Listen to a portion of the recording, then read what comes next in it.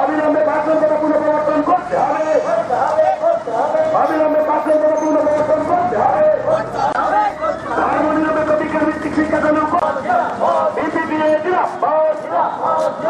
শিক্ষার বেসরকারীকরণ বাণিজ্যিকীকরণ বন্ধ করতে হবে।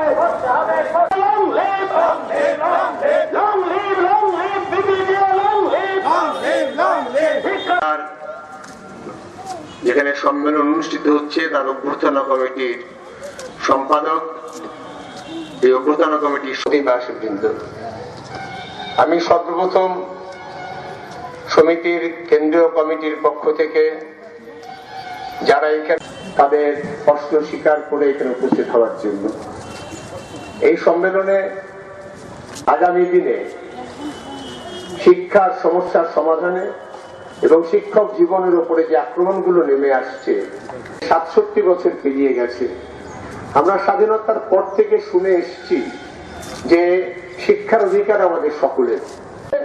সেই শিক্ষার অধিকার আইনে বলা হয়েছে শিক্ষা দিতে হবে, না হলে নাকি শাস্তি হবে। বাবা মা প্রাথমিক বিদ্যালয় নেই কেন?